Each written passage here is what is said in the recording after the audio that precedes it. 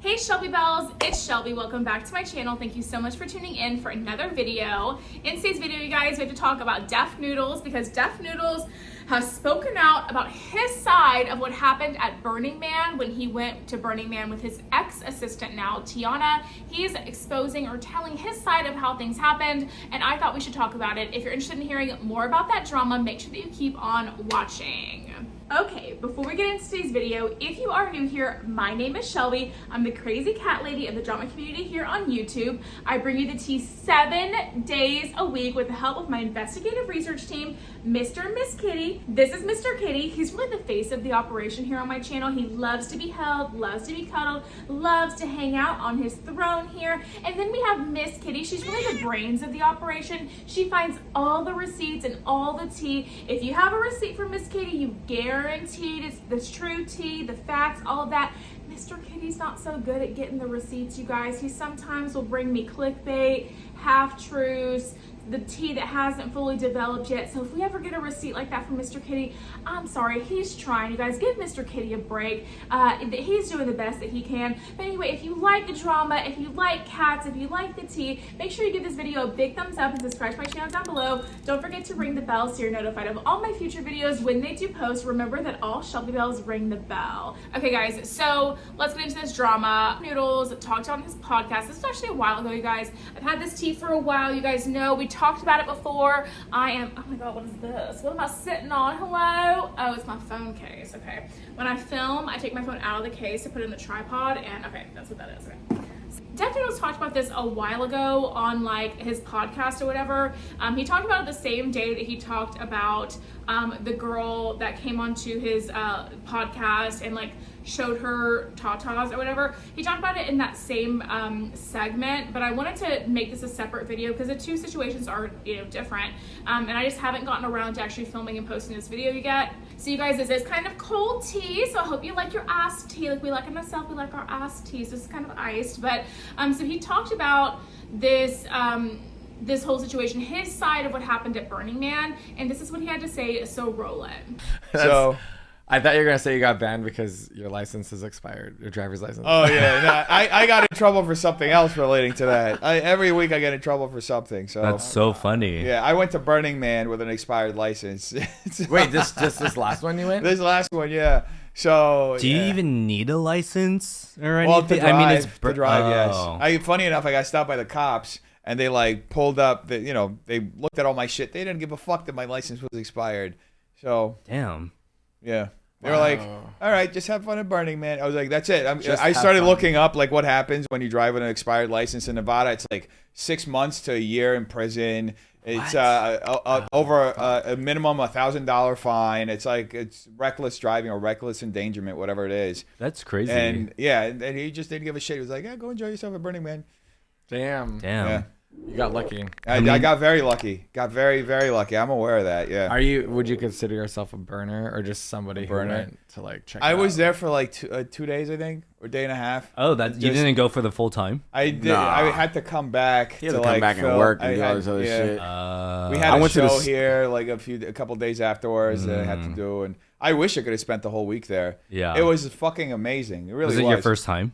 It was my first time. Yeah. I've always wanted to go. I was at the Comedy Store last night. Yeah. And I ran into bartender there by the name of Merv. He just got back from Burning Man. Yeah. Yesterday. Like yesterday. He was like, man, I was out there for 17 days. Damn. Yeah. What? He was there for 17 days. 17 days? I thought it was only a week. No, it's like a 2 week weeks. and a half. So that's the traffic. It took over 10 hours. I'll just make this so everybody can see it. That's crazy. So look at that. That's like in the middle of I got there the first night and it took 6 hours for us to get into the camp, right? I literally at one point, we were parked. I fell asleep while we were parked. Like maybe 30 minutes went by. We were still at the same spot. So that's how long we waited. In the driver's seat. I'm like, no. That's crazy. Yeah, I know.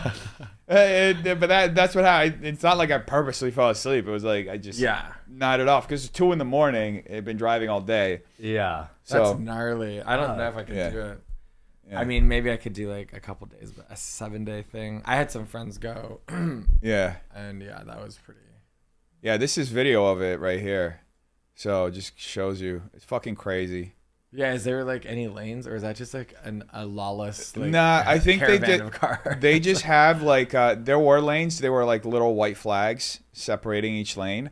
But yeah, there's like that's why people aren't all spread out throughout the desert because also you don't want to go like I got lost in the desert on the way over there. Oh my God, yeah. Yeah, and like I took the wrong road. I put instead of putting Black Rock City, I put Black Rock Desert, and it took me literally like to the middle of nowhere, and it was like that's scary. Yeah. That's so fucking scary. So yeah, but then we ended up finding our way back. But yeah, it was like the surface of the moon. There's like nothing around you. I mean, yeah, that picture is Damn. just crazy. It's like, yeah, what the? It's such a phenomenon. yeah, 80,000 people attended, I guess.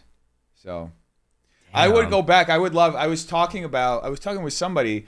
I would love to just go up there, and what people do is they'll set up like nightclubs or like bars or parties or whatever. They'll have like people set up businesses, so you can come and set up whatever you want in your camp, and you set the hours or whatever. So I was thinking of just like setting something up like that, next year. Oh, that would be cool. Oh, Yeah. cute. Yeah. So he's kind of admitting in this segment here that he like got lost in the desert, drove around crazy. He's kind of admitting that he didn't really know what he was doing. He was kind of winging it and all of this stuff. And my thoughts on that whole thing are that you guys, if I'm going anywhere, I like plan out like as much in advance ahead of time every single aspect of what I'm going to be doing at the thing. Miss Katie already knows. Miss Katie knows when I get an invitation to go to dinner somewhere, I'll look up the restaurant and I look at the entire menu in depth, including the wine and cocktail list, dessert, all of that, to decide what I might like before I go. Isn't that right, Miss?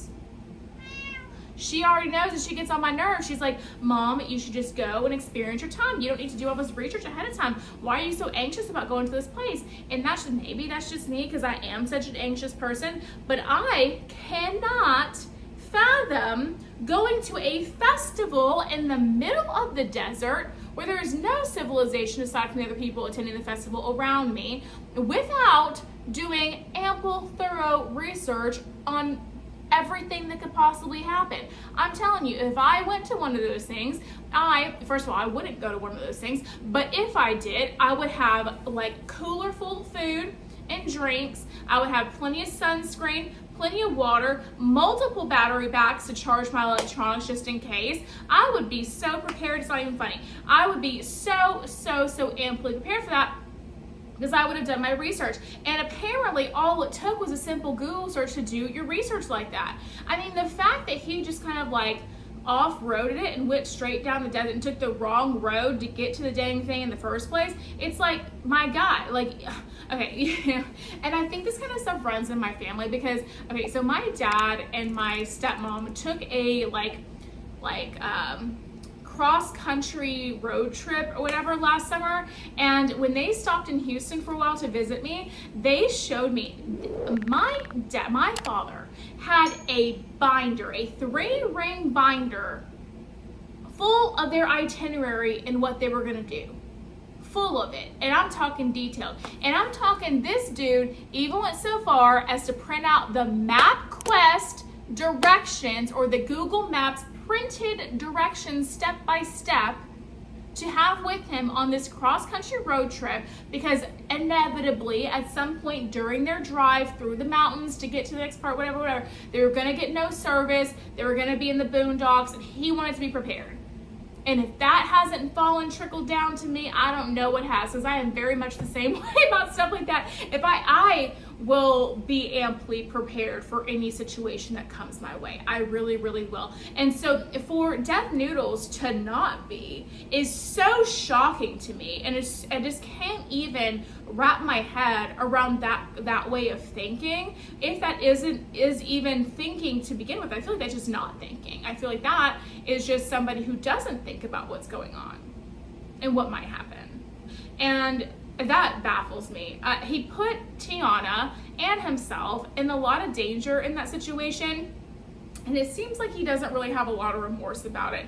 He just kind of knows now what he would do differently, but he didn't express any remorse in that situation for what he put Tiana through. He didn't mention any of the situations that she had to go through without having water for that period of time, or any food, or any of that. He didn't mention any of that to her. And you know, while I will say that it is, and because I was reading y'all's comments on my other videos about this subject, Tiana is a grown woman, and like she should know to bring certain things with her. If she knows she's gonna be in the car for a long time, maybe bring an extra bottle of water, bring whatever. But I don't think it's outrageous to think that maybe if you were on like some sort of road trip or some sort of thing to get to somewhere, that you might make a stop along the way to do to pick up supplies.